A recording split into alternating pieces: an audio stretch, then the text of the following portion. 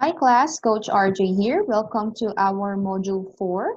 And under Module 4, we are going to talk about the contemporary economic issues facing the Filipino entrepreneur. So let's get started. First and foremost, let's define what is entrepreneurship. Entrepreneurship refers to the talent that some people have for organizing the resources of land, labor, and capital to produce goods, seek new business opportunities, and develop ways of doing things. Also, when we talk about entrepreneurship, it is a way of giving individuals access to better lives, not only for themselves, but for their family as a whole. Now, there are different Filipinos who are now entrepreneurs here in the Philippines. Some of them have already reached yung peak ng pagiging entrepreneur nila, di ba? Lumaki na yung business nila, ang dami na nilang mga franchises. So, ang pinakakilala nating Filipino entrepreneur, di ba? Yung may-ari ng Jollibee. O, sino ba yung may-ari ng Jollibee? Di ba? Also, the owner of SM Supermalls, si Mr. C, di ba? Si Tatang Henry. Yan, sila yung mga famous entrepreneurs dito sa Philippines. So they didn't really start big, no? They started small. And these people, they are engaged in entrepreneurship and we call them entrepreneurs. Now, these entrepreneurs, since they didn't start big already, meron silang mga hinarap na hirap para sa pag-organize ng business nila. But, let's talk about it in a bit while. So if the government would like to lessen the issue of poverty, entrepreneurship can provide the solution by creating wealth, more job opportunities, and social empowerment. So this is one of the ways that could also help reduce or even solve poverty by making sure that the Filipinos are not only waiting for the government to give them subsidies, but they would be able to help themselves to create opportunities for themselves so that they could also provide for their family. Diba? Okay. So let's define now what is an entrepreneur.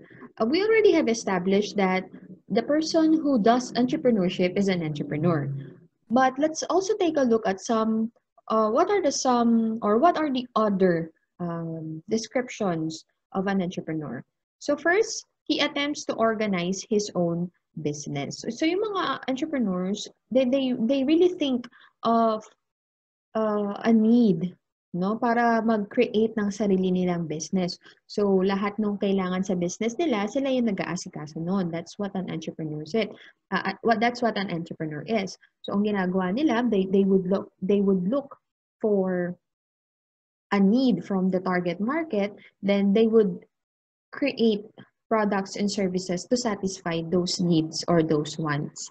An entrepreneur also assumes all the risk and return on his investment. So pag naging entrepreneur ka kasi, there are a lot of risk because you are risking not only the money or your capital, but you are also risking your time and your effort in attempting your own business or organizing your own business. Kasi sabi nila, pag entrepreneur ka, kailangan risk taker ka eh.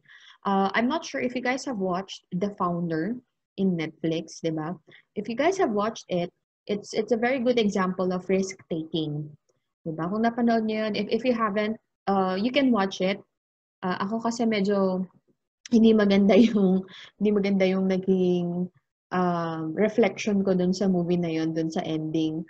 However, if it's, I think, going to be talking about risk-taking, that movie shows really what risk-taking is all about. So you guys should watch it. And, when you also take a risk, there's a possibility that your investments might not come back or hindi mabalik yung investment na binigay mo.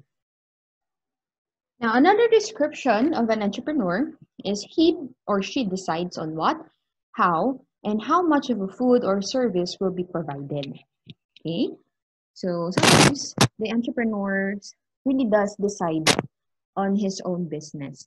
Sabi nga, in the entrepreneurship subject, you guys will have your entrepreneurship subject most probably next semester ba or next quarter. Okay? So, you are your own boss if you are an entrepreneur.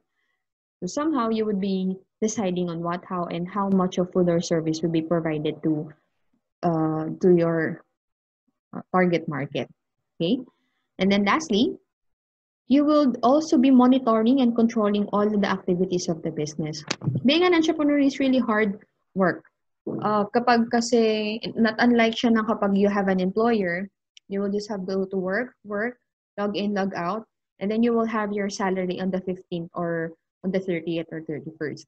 But if you're an entrepreneur, if you don't work now, if you don't work for a week, you won't have any sales for a week.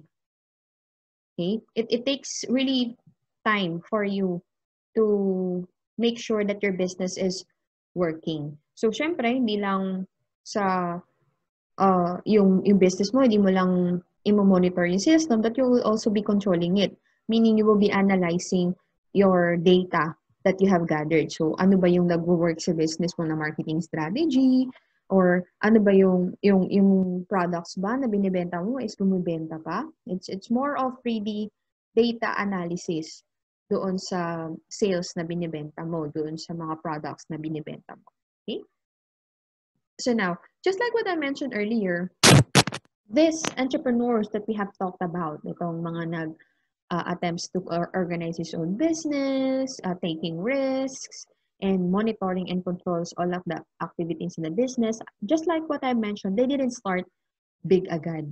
Okay? So therefore, there are a lot of issues faced by these Filipino entrepreneurs. So on this part of the lesson, we are going to talk about what are the economic issues facing the Filipino entrepreneur. First and foremost, let's talk about the investment and interest rate. Remember that when an entrepreneur starts, wala pa silang sales. Okay?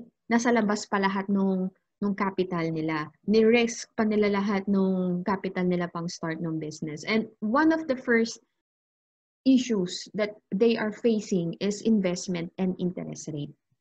Yung mga entrepreneurs, they didn't really have the capital from the beginning.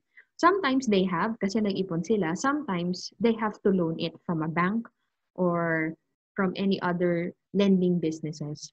So entrepreneurs, again, who are new in business are not yet earning, just like what I mentioned earlier, from their operations. So what they do is that getting financial assistance from the government or obtaining loan from private banks in the country is really very difficult. Ano ba yung mga kailangan nila as a business para mag-acquire ng loan? Okay? They need to have collaterals. So yung mga real estate property.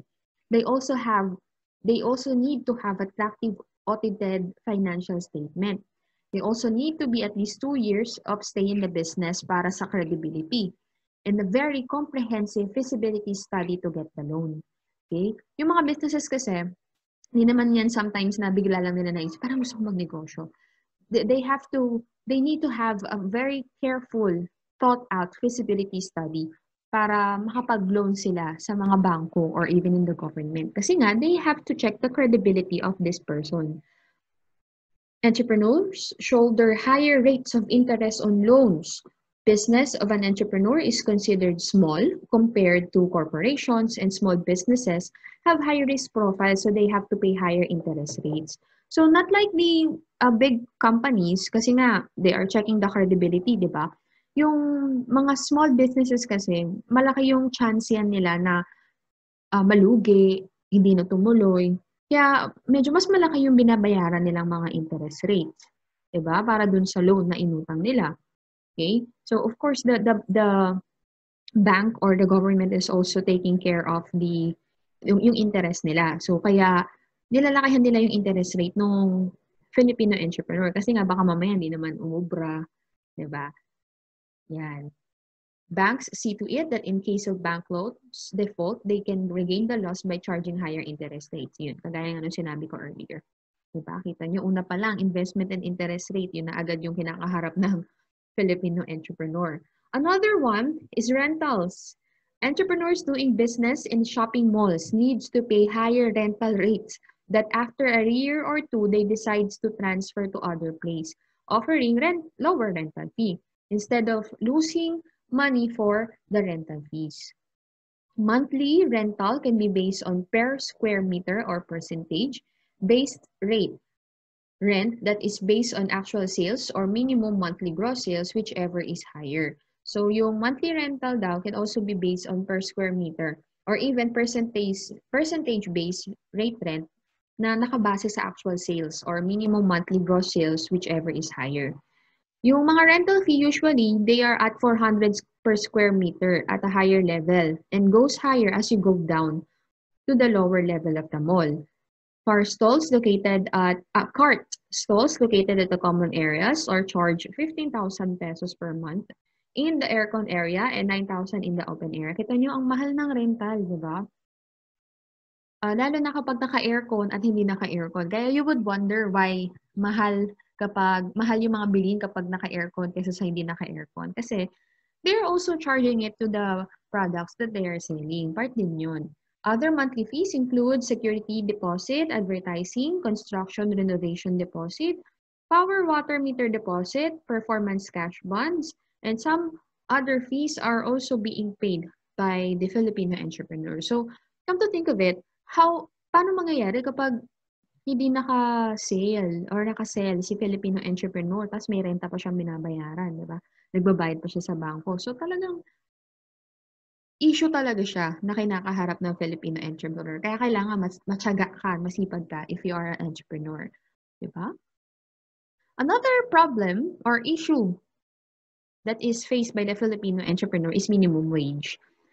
Itong mga entrepreneurs, they're also providing job opportunities. Therefore, they have employees. So they are also what we call employers. And as an employer, they are forced to implement the wage order to all minimum wage earners, regardless of their position, job title, and status of employment, and their methods of payments. So kahit pala entrepreneur ka, you are obliged to pay you are forced to pay the minimum wage to your employer or to your employees. So, syempre, meron din yung mga benefits, right? Mga SSS, pag-ibig, mga PhilHealth, you have to pay that because that's government mandated.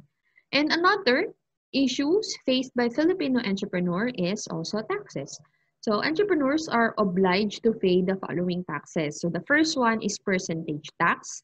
The second one is value-added tax, and the third one is income tax. So, paano ba natin nasabi na percentage tax? So, for small businesses with gross annual sales and receipts that do not exit 1,919,500 pesos and are not VAT registered, they have to pay percentage tax, okay, for sold or leased goods, properties, or services.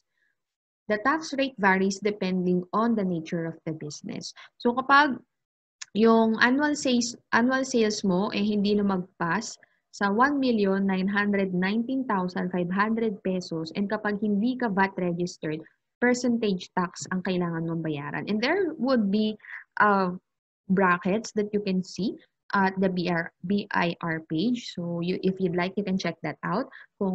If you are an entrepreneur currently right now, you are obliged to pay these taxes, this kind of percentage tax. Another one, guys, is value-added tax or VAT. VAT is a form of sales tax. It is a tax on a consumption levied on the sale, barter, exchange, or lease of goods or properties and services within the Philippines. It is also called an indirect tax, which may be shifted or passed onto the buyer, transferee, or lessee of goods, properties, or services. So, itong value-added tax, binabayaran din natin yan. Ito, pinapatong siya sa products and services na kailangan natin. Okay? So, tayo sa mga buyers. Another one, entrepreneurs are also obliged to pay income tax, yung sinasahod nila. Okay? An income tax is a government levy tax imposed on individuals or entities, which is the taxpayers, that varies with the income or profits, which is taxable income of the taxpayers. So yan yung mga tax na obliged na bayaran ni entrepreneur. So, pag non-VAT ka, not VAT registered, percentage tax, value added tax, you have to pay that as well. And also, yung income mo. Okay, may tax din yan. So you guys can see that there are a lot of issues facing the Filipino entrepreneur. Okay, kaya if you want to be an entrepreneur, you have to really be a risk taker. Kailangan talaga matyaga ka and kailangan you have discipline if you are a Filipino entrepreneur. But as you guys can see, there are a lot of Filipino entrepreneurs na talaga because tayong mga Filipino kasi we are known for our resiliency. Diba? Nagba-bounce back, parang Lazada.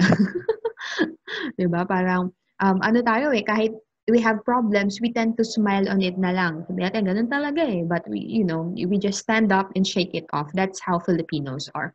So that's pretty much everything for our topic for module number 4. Just kindly be updated on our topics in our LMS and make sure that you answer the homeworks that I have posted in our LMS. Thank you so much, guys. Take care. Stay safe.